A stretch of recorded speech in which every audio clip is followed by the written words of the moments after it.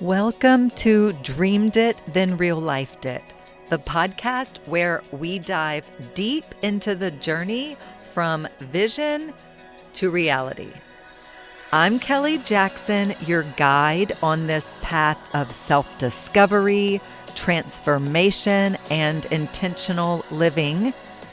Here, we explore everything from mindset shifts and personal growth to spiritual alignment and entrepreneurship, sharing insights, stories, and actionable wisdom to help you live a life in harmony with your dreams. Every episode will dig into what it means to not only dream big, but to actually consciously create the life you envision. Let's turn your dreams into real life.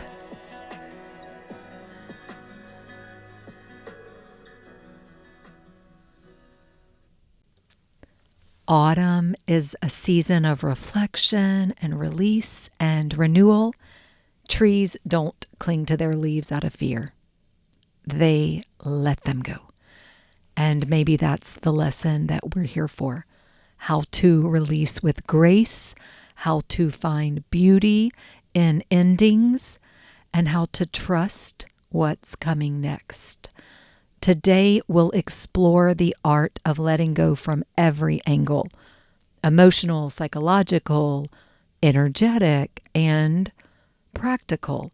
And we'll dive into why release is so hard, what keeps us holding on, and how doing this work opens the door to growth, freedom, and self-love. Plus, I'm going to share some stories that'll bring these ideas to life, including a couple of modern day parables that you won't forget. Let's start off with nature as a teacher, because the first lesson is all around us. Nature itself models the art of letting go. Guys, I was inspired to do this. This episode drops on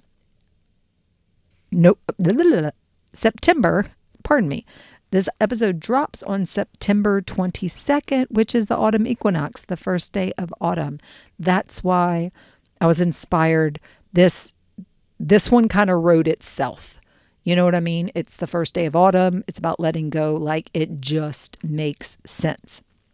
So, trees shed their leaves not because they failed, not because they are given up, but because it's necessary for their survival and growth. Holding on would drain their energy. Similarly, there are things in our lives, habits, relationships, mindsets, that once nourished us but now hinder us. Recognizing them is the first step toward freedom. Autumn teaches impermanence without fear. We resist endings because our ego confuses release with loss. But beauty exists in the change itself. Observing a forest turn colors reminds us that life isn't about clinging, it's about rhythms and flow. Release creates space for new energy. Like the trees preparing for spring, we too can prepare for new opportunities and experiences by letting go of what no longer serves. Energy can't accumulate in a container that is already full. And modern life kind of makes us forget this rhythm. We chase constant growth, constant more, and autumn whispers, pause, release, rest. It's not failure, guys. It's natural. Here's a reflective question for you. What are you carrying that isn't yours to carry anymore? Which leaves are ready to drop so that you can lighten your load and reclaim your energy. Nature doesn't cling to what's spent, and neither should we. Observing these cycles is a mirror for our own lives. Nature really is a beautiful teacher. There's also this fear of letting go that I can't ignore, okay? Releasing feels poetic in theory and terrifying in practice. Why? Because we equate release with loss. Humans cling to the familiar, even if it hurts. Familiar chaos often feels safer than the unknown. Isn't that wild? But it's true. And your subconscious will resist change, even if your heart longs for it. An awareness of this internal push-pull is step one. It always starts with awareness, curiosity, awareness. Letting go can trigger guilt. If I release this relationship, this career path, this dream, ... etc., does it mean that I failed? No. Endings are not failures. They're transitions. Nature doesn't fail when a leaf falls. The void that we fear is actually fertile ground. It's like the space between winter and spring. It's where creativity and clarity and growth emerge. Avoiding the void keeps us stuck in what no longer works. So we don't want to avoid the void. The void is fertile ground. And guys, your nervous system plays a role here. You know, again, I talk about this often. Our bodies are wired for safety, not expansion. The stress of letting go can feel like danger because the brain doesn't yet know that this ending is safe. And so techniques like breath work and grounding and mindful pauses can teach the nervous system that release doesn't equal threat. Burnout, I've got a whole episode on burnout, is often a sign of holding on too tightly. When you are physically and mentally drained, it's your body saying, this attachment, it's going to cost you. This attachment is going to cost you. This attachment is costing you. So reframing release as a source of vitality can shift your perspective. I know you know what it feels to be drained, to be burnt out, to be just like, oh my gosh. Guys, that's what I'm talking about. Here's a little actionable tip. Start small. Release a minor habit, a small resentment that you have, a cluttered drawer even, okay? Micro practices will build the confidence to release bigger, more emotionally charged areas. Like, for instance, your junk drawer is probably not too emotionally charged. You could tackle that. You could let that go. You could have peace and empty space. You could let that junk drawer go. Okay? A minor habit you have. Maybe it is like just something minor, but that you want to break that habit. Maybe it could be like peeling your fingernails, or like maybe you like pull at your hair, you twist at your hair. I don't know. I don't even know why that habit would bother you. But what if it's something that does bother you? Maybe you have a habit of tapping your pen on the desk when you get antsy and you want to stop doing that. Again, just like a little micro habit, just something. I know that there's something. Start small. Just start small and see what happens, okay? It's going to build the confidence to release something bigger. Now, or actually, I said a small resentment. That would be a good one. If you're like, have some resentment inside of you, because you know that manifests, it turns into bitterness, anger, blah, blah, blah. We don't want all that. And you know what else? Resentment. If you resent somebody, kind of like think about if you think of something you really resent, it's almost like your face kind of squinches up. And instead of having this like resting bliss face, it's just like your brow furls and you have tension in your face. Guess what? If you're constantly in this state of just like resent, anger, mad, tension, you're going to be just like locking all of that tension and those furrowed brows and the 11 lines and all the squinty, the wrinkles and folds and all that anger and resentment. You're just like stamping it into your face. I mean, honestly, it's just how it works.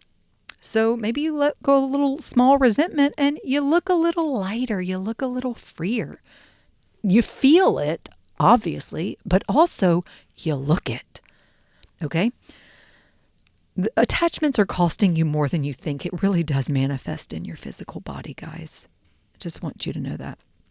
Now, fear will always whisper, but the more we practice letting go, the more we build trust in ourselves and the process. Letting go isn't only mental, okay? It's emotional, it's energetic, and holding on weighs us down in subtle ways too. Emotions like anger, resentment, guilt are like heavy backpacks. And if we carry them too long, they leak into every area of life, relationships, work, creativity. So identifying and processing these emotions is crucial, okay? Energy is transferable. So holding on to negative energy can literally affect the people around you. Releasing emotional attachments is a form of self-love and protection for others. I got a whole episode on energy also, guys. Energy, everything is energy. We are energetic beings, and our holding on to that negative energy, being negatively charged, being just in general, being a negatively charged being. Why? Why would you want that? I mean, just listen, like, how does that even sound hearing it? This person is negatively charged and this person is positively charged. If you're going to encounter someone on your day, do you want to encounter the negatively charged person or the positively charged person? And I'm using the word charged intentionally because that is what is charging you. And you're charged up, right? Okay. Just got to say that. Now, shadow work does tie in here, of course. Sometimes release is confronting parts of ourselves that we've avoided. Jealousy, fear, old patterns, etc. And it's only when acknowledged can these energies be transformed. We have to shine the light of our consciousness on these shadow aspects. And again, shadow aspects, the parts of ourselves that we've denied, we've disowned, we've buried, we've hidden, we've repressed, suppressed. Okay. Modern day fable. I've been throwing these in recently for y'all because I think that they're kind of fun. And I love a good fable, a good, parable. And I think that they're just such a fun way to, I don't know, they stick with me. I know there's one I've shared in a podcast before. I'm not going to share it today, but about the Chinese farmer who finds the wild, or his horse runs away. I've shared that one before. God, that is so good. And the moral of that one is, good or bad, who's to say? I originally heard that in the book Think Like a Monk. But I got one for you. I got one for you right now, and it's the backpack of stones, because I think this will drive it home for you. So I want you to imagine walking a long road with a backpack. And along the way, you collect stones, memories, regrets, fears. And initially, it was manageable, but eventually your back aches. And you see someone walking freely, and their backpack's like nearly empty. And you're like, well, what's going on over there? And they say, well, I kept the wisdom, but left the stones. This is the lesson. We can honor the past without carrying it as weight.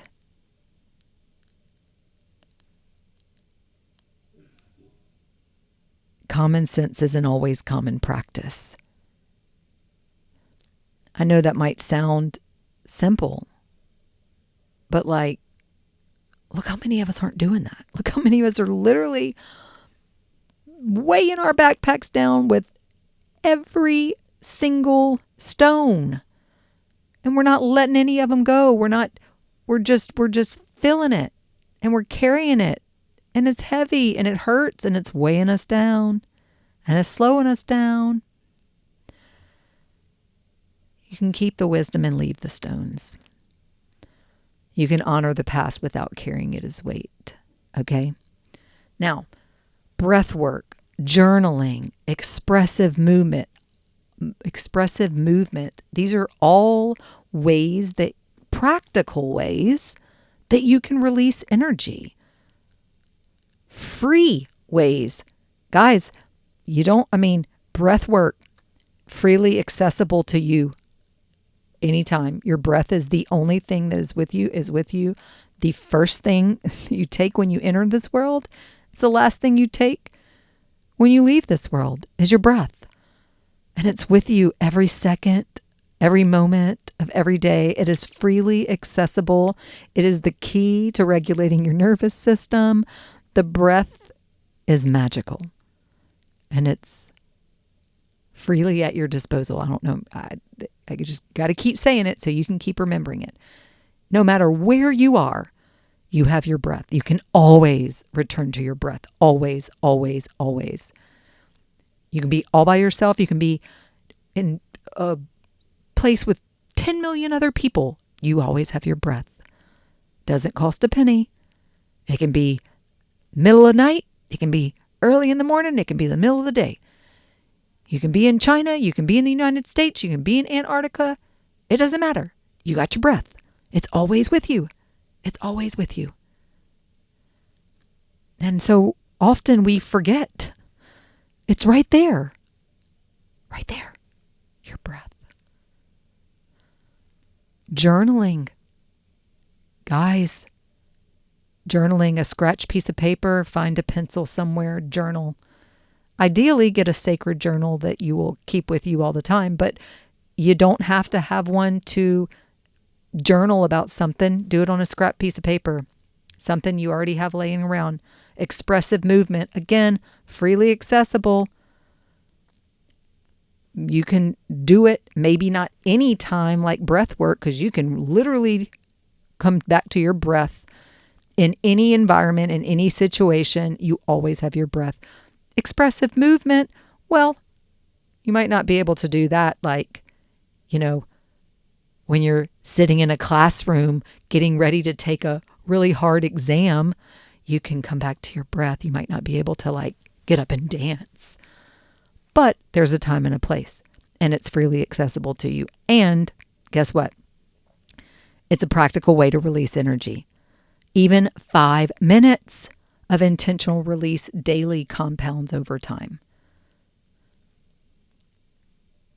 I want you to reflect on what emotion are you holding that you can safely release today? What weight can you let go to lighten your energetic load? Emotional and energetic release is liberation. When energy moves, life moves. Releasing isn't just about things, it's about people. So some relationships are seasonal, and recognizing which people are meant for a chapter versus a lifetime is empowering. Some people in our life for a season, some for a reason. It's just not everybody's there forever, and that's okay. Boundaries are essential. You can remain in someone's life, but shift the energy exchange to protect your well-being, right? Doesn't have to be all or nothing. In some cases, you can set boundaries. Letting go doesn't require guilt or shame either. It is honoring mutual growth and alignment. And this kind of what I'm talking about now, I guess, in this little segment is kind of relationships and boundaries. Again, it's talking about not just releasing things, but it can be about people. And I have another little parable. So there is a farmer who has a beloved tree that is no longer bearing fruit. And the farmer, hesitated to cut it down for nostalgia, but its roots drained his soil. When he finally let it go, new trees sprouted that were vibrant and fruitful. Some things or people must leave to make room for growth. It's always like these examples about plants. Nature, I guess, it just is such a mirror. And also, as you'll probably know, I had the landscape company full-time for like 5 or 6 years. A little longer than that, but that was full-time. And you learn so much when you're working closely with plants, and you learn, and I've shared this before, but kind of like this, when sometimes we are afraid to cut down our plants or our trees or cut them back, prune them. We're afraid of losing something, but it's actually that process of pruning and cutting back that invites new growth in all directions. It's the best thing that we can do. Self-love shows up in relationships, releasing toxic attachments makes space for energy-aligned connections. And that's what we're going for, is more energetically aligned connections. And you guys, again, if your plate's full, you can't put anything else on it. We got to release these toxic attachments to create the space. One actionable tip for you is notice the relationships where you feel drained and ask yourself, is it energy exchange or energy drain? And then choose release or boundary accordingly. So again, this episode is about letting go, but as a reminder, sometimes we don't have to completely let things go altogether, but we do have to set boundaries. Love is not about clinging, it's about flow. And release creates space for deeper, more aligned love, starting with yourself. Okay, letting go of identity and habits. So sometimes we cling not to people or things, but to who we think we are. Because old identities can feel safe. And letting go of habits or roles or labels is terrifying because they anchor us to familiarity.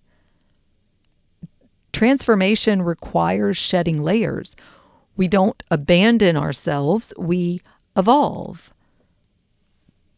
And recognizing patterns is key. Like, when does your ego resist change? When does fear masquerade as loyalty to the old you? And this concept, old you, new you, again, it's like, I don't, when people go, new year, new you, and it's like, new you, I don't love that. But sometimes I have to say old you, new you, because there has to be some demarcation line, some sort of like, again, old you is old belief system you. New you is new belief system you. I think that's really, it's almost like when I say that, the invisible words there are belief system. The old belief system you and the new belief system you. I hope that helps. Mindful rituals help. So rename, repurpose, or reframe old habits and celebrate the evolution instead of mourning the old self. What is that saying? Like, focus less on letting go of the old and more on creating the new. It's more about focus on what you're building, not what you're letting go of. One actionable tip for this would be to track your daily routines. And then you could ask yourself, which habits are serving my highest self and which are leaves that need to fall? Okay. Releasing identity is also an energetic act because it signals to the universe that you're ready to receive what aligns with the next chapter. Sometimes we really, really, really just cling to those old identities because that's what feels safe and that's what ego's designed to do. Letting go of outdated identities frees the authentic you to step fully into your power. Guys, that's what we want to do. There is a gift, or there are gifts of release. So what do you actually gain when you release? And that's what I want to talk about right now. The gifts of release. You gain clarity. Release clears the mental and emotional clutter, revealing what truly matters. You get clarity. The gift of clarity. You get the gift of energy. Freed energy can fuel creativity and love and purpose. Alignment. The gift of alignment. When you release, the energy flows, or the universe flows more easily towards you when your hands aren't full of what doesn't belong. You get what's aligned with you. The gift of self-trust. Every time you release, you learn. You can survive endings and thrive. You get the gift of joy. Letting go allows you to experience life more fully without the weight of what you no longer need, without the heavy book sack full of stones. And you get the gift of a perspective shift. Endings are not failure. They are an opening for expansion and opportunity and self-love. So after all this talk about letting go and what's on the other side, what you actually gain from the release, I'm going to sum those up a little more poetically. Clarity, release clears the fog. When you're holding on to too much and the vision gets crowded, suddenly when you let go, you release, or you realize what really matters rises to the surface. And this clarity can feel like a weight lifted, and it's like suddenly you can breathe deeper. And as far as energy goes, think of how much life force goes into holding grudges or forcing relationships or clinging to old habits. A lot of energy, a lot of life force.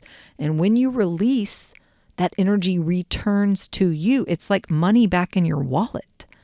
Suddenly, you can spend it where it matters. Joy, creativity, presence, you name it. As far as alignment goes, release creates resonance. When you unclench your grip, life can finally bring you what matches your vibration. People and opportunities that align can actually find you because you're no longer barricaded by what's outdated. Self-trust each time you let go and realize that you're still okay, or stronger even better than okay. You build trust with yourself. You prove I can handle endings. I can trust myself through transition. I'm a badass. That builds resilience for the next chapter. Strangely enough, letting go often increases joy. Without the heaviness, you become more present, more playful, more alive. The simple things feel sweeter because you are not weighed down by the unnecessary baggage. Trust me on this. And instead of seeing endings as failures, you begin to see them as sacred openings. Cue the perspective shift. This shift changes the way you meet every transition in your life. Suddenly, the unknown isn't scary, it's fertile. What is my mantra I tell y'all all the time that I love? When nothing is certain, anything is possible. It's reframing the fear of uncertainty into excitement about possibility. Again, now the unknown isn't scary, it's fertile. Release is not just about loss. It's about creating space for everything beautiful that's waiting to arrive. It's about allowing. Daily practices of release, like let's ground this into real life. How do you practice release on a daily, tangible level? Here are ways that you can integrate it into your life. These are things that I do, that I recommend, that I hope you'll try. Micro decluttering. So release doesn't have to be dramatic, okay? Like I said, one drawer, one app, 1 month's worth of old emails that you need to go through. One old resentment at a time. Start small, and the cumulative effect is profound. Rituals of release. Okay. I love a ritual. I love a ritual. I don't think I used to really have rituals in my life, a decade or more ago, but now my life is rooted in ritual, and it's beautiful. Light a candle, write down what you're releasing, safely burn or tear the paper. Ritual gives the mind a sense of closure. It's symbolic, but symbols are powerful. Okay? Breath as release. Every exhale is a reminder You're letting go constantly. Use your breath intentionally, guys. Sighing, releasing tension, dropping shoulders. It reminds the body it's safe to let go. And in that nervous system episode I was mentioning earlier, we talk about the vagus nerve and how sighing, all of these making vocal noises, humming, sighing, chanting, can all help with the vagus nerve. Anyway, if you're interested, check out that episode on the nervous system. Now, you can use the seasons as markers. Ask yourself each quarter, what am I holding on to that no longer belongs? Like autumn, especially, is a time to shed, and we're only a week away from Q4. So it's a good time to do this. Also to do relationship audits, like check in on your circles. Who energizes you? Who drains you? Adjust your boundaries accordingly. Remember, release does not always mean goodbye, never going to see you again. Sometimes it just means shifting the level of access. An inner dialogue shift. So notice the voice inside that says, don't let go. What if you need it? And counter that with, what if I don't? What if letting go is the exact thing that sets me free? Ask yourself these questions instead. Training your inner dialogue is also a daily practice, okay? Release is not a one-time act. It's a lifestyle. It's a rhythm. And when practiced consistently, it becomes second nature. And with it comes freedom. As we wrap up this episode, I kept it short today for y'all because I really just wanted to, I felt inspired. It's the first day of autumn and fall is officially here, and it's all about letting go. It's just, I wanted you to remember this. Autumn isn't a story of loss. It's a story of rhythm, of trust, of preparing for what's next. Trees don't mourn their leaves. They trust spring will return. Can you trust that too? Can you trust that what's meant for you will arrive when you make space for it? If this conversation sparks something inside of you, a knowing that you're ready to shed old layers, to move forward lighter, freer, more in love with yourself, then I want to invite you into Self-Love Uni. This is where we practice release in real time, where we untangle the old stories, where we build the nervous system safely to let go, and where we anchor into the joy of becoming who you really are. And you don't have to do this alone. You can walk this path with me and with a community that gets it. So take this episode as an invitation. What are you ready to release? And what beauty might come rushing in once you do? I love you guys. I'll see you next week. Bye-bye. Thank you for tuning in to Dreamed It, Then Real Lifed It. I hope today's episode sparked something powerful within you. Remember, every step you take towards your vision counts, no matter how small. If you enjoyed today's conversation, please take a second to hit that subscribe button or leave a review. That would be amazing. Or share the podcast with someone who's ready to bring their dreams into reality too.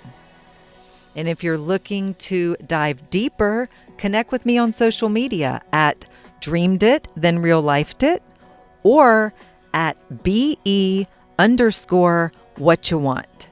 Or visit dreameditthenreallifedit.us for more resources on aligning your life, business, and dreams. Until next time, keep dreaming and keep manifesting your dreams into real life. Love you, friends.